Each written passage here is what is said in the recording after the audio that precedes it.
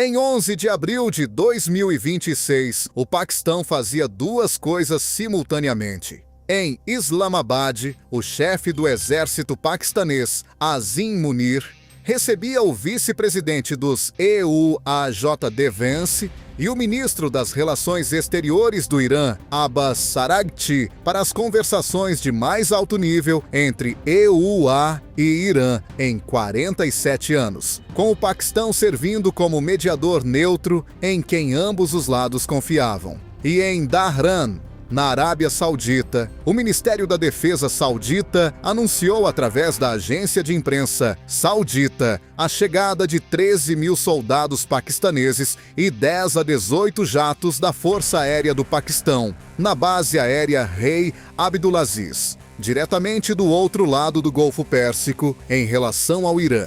Conforme relatado pela House of Saudi, o Paquistão se tornou simultaneamente o maior reforço militar da Arábia Saudita desde 1991 e o fracassado interlocutor neutro em quem o Irã havia confiado o suficiente para sentar à mesa. A contradição é operacional, não acidental. Conforme relatado pela Al Jazeera, o ISPR do Paquistão, seu braço de mídia militar, não fez comentários sobre o desdobramento.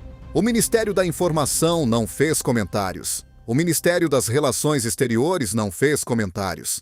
A Arábia Saudita fez o anúncio. O Paquistão ficou em silêncio. Esse silêncio é em si uma declaração. Um ex-general de 3 estrelas paquistanês, falando anonimamente a Al Jazeera, ofereceu a avaliação mais direta. A percepção do Irã, não a intenção do Paquistão, determinará se a confiança sobrevive. Quando as conversações de Islamabad terminaram em 12 de abril sem um acordo, bem após 21 horas de negociações, ambos os movimentos paquistaneses, a tentativa de cessar fogo e o desdobramento militar, colapsaram no mesmo fim de semana. O desdobramento é a primeira invocação formal do Acordo de Defesa Mútua Estratégica Saudita-Paquistanesa, ou SMDA, assinado em 17 de setembro de 2025. Um tratado que compromete ambas as nações a tratar qualquer ataque a uma como um ataque à outra. Conforme relatado pela House of Saudi, entre 1991 e 2026, o pessoal militar paquistanês na Arábia Saudita eram instrutores e assessores, em número de centenas. O desdobramento de abril de 2026 é de 13 mil. Uma mudança qualitativa de presença consultiva para a guarnição posicionada à frente dentro de uma zona de conflito ativo. Conforme relatado pelo Insaf Times do Paquistão, citando fotografias da AFP, e comboios militares paquistaneses foram capturados visualmente se movendo pela Arábia Saudita, confirmando a escala da operação. A dimensão financeira torna a ativação do SM a mais fácil de entender do que uma lógica de aliança pura sugeriria. Conforme relatado pela House of Saudi, o ministro das Finanças saudita, Mohammed Al-Jadaan, visitou Islamabad no mesmo dia em que as tropas chegaram, 11 de abril, e confirmou 5 bilhões de dólares americanos em apoio financeiro saudita-catariano ao Paquistão antes de junho de 2026, cobrindo 4,8 bilhões de dólares americanos em obrigações de dívida externa que as reservas cambiais do Paquistão não conseguem cobrir independentemente. Conforme relatado pela House of Saudi, 2,5 milhões de trabalhadores paquistaneses na Arábia Saudita enviam remessas que formam um pilar central da conta corrente do Paquistão.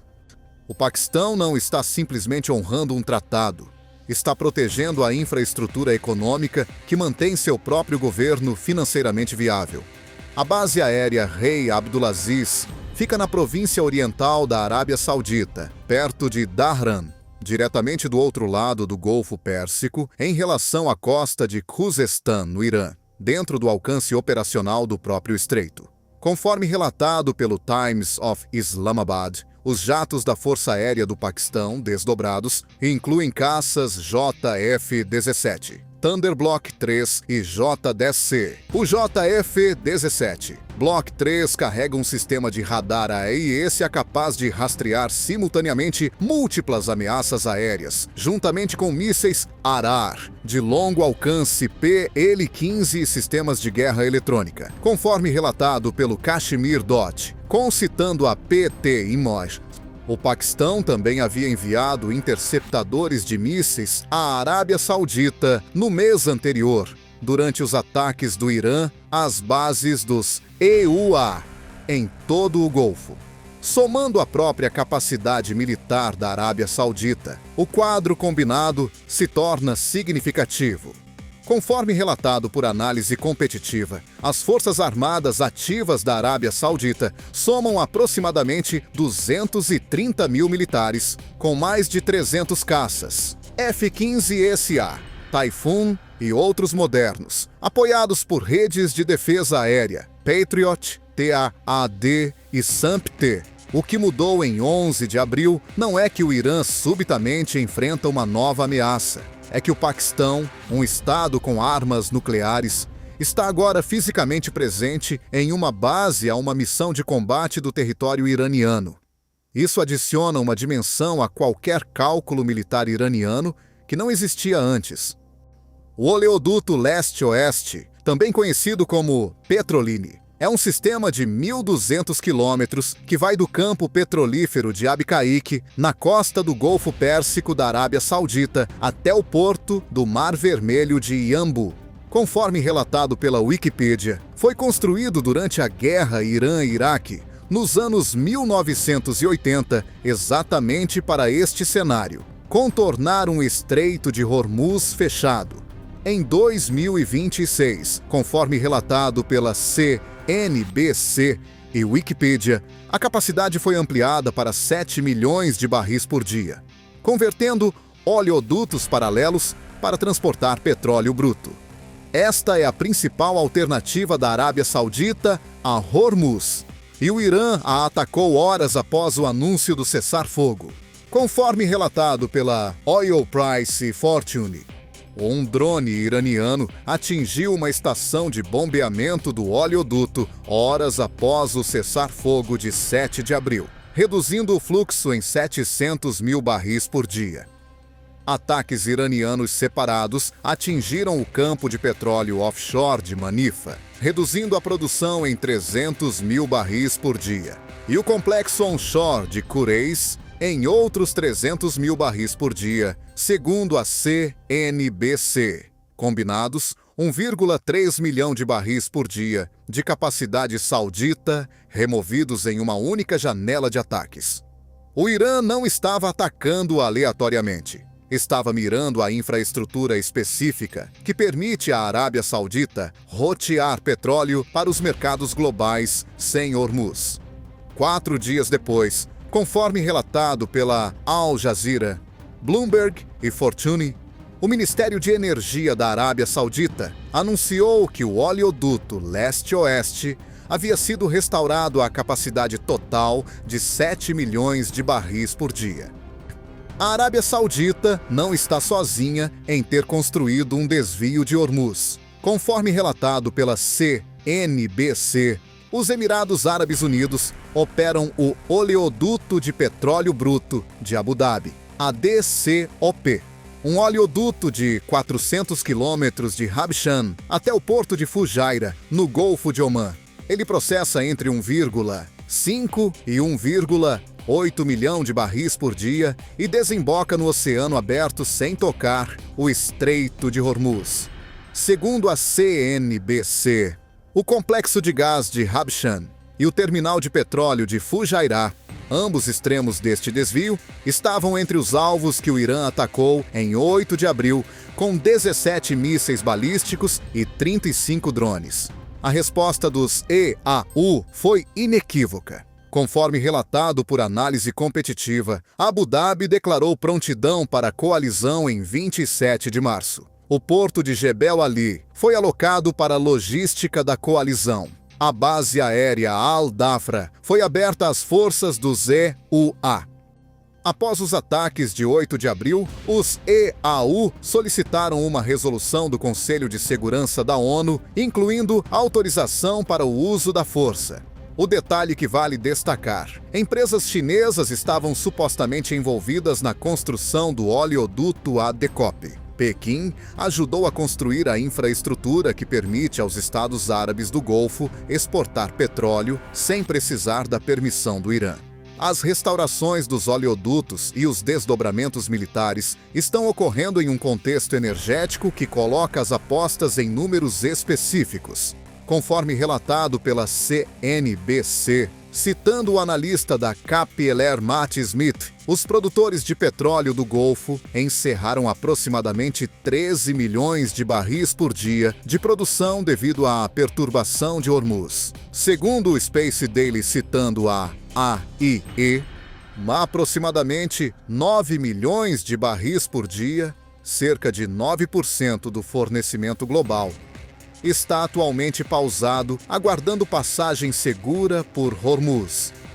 A Arábia Saudita quadruplicou suas remessas de petróleo pelo Mar Vermelho desde 28 de fevereiro, segundo a Bloomberg. Mas o oleoduto leste-oeste, com 7 milhões de barris por dia, não pode substituir os 15 a 20 milhões que tipicamente fluem pelo corredor do Golfo Pérsico. A situação do gás é pior e de longo prazo.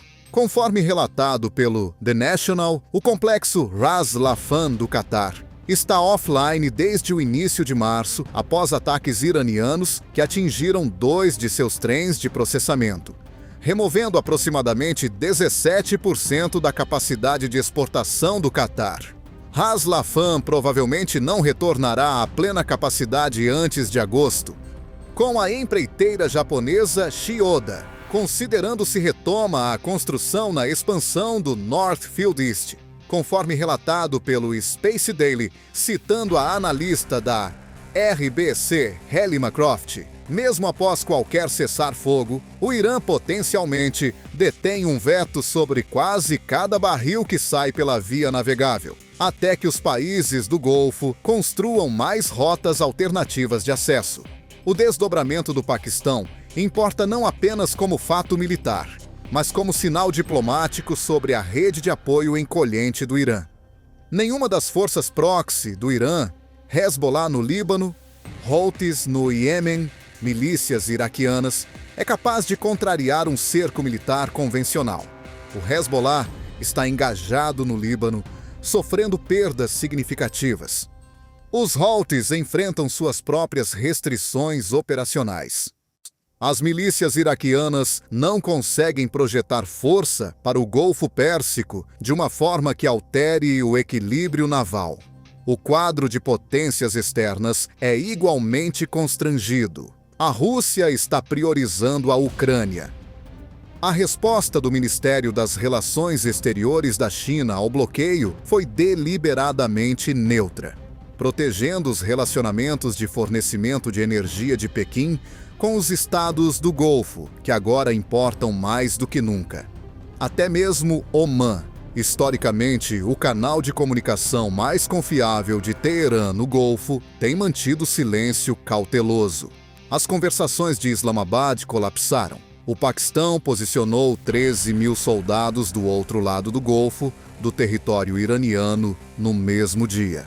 O que torna a arquitetura da coalizão do Golfo significativa é como ela funciona como um sistema integrado. As bases se conectam com linhas logísticas. As redes de radar se sobrepõem. Os EUA fornecem capacidade de ataque de longo alcance e guerra eletrônica. Arábia Saudita e Paquistão fornecem superioridade aérea avançada e defesa terrestre mecanizada. IAU e Catar fornecem a infraestrutura logística e de bases. O Bahrein fornece o hub de comando naval. Nenhum país isoladamente é decisivo contra o Irã.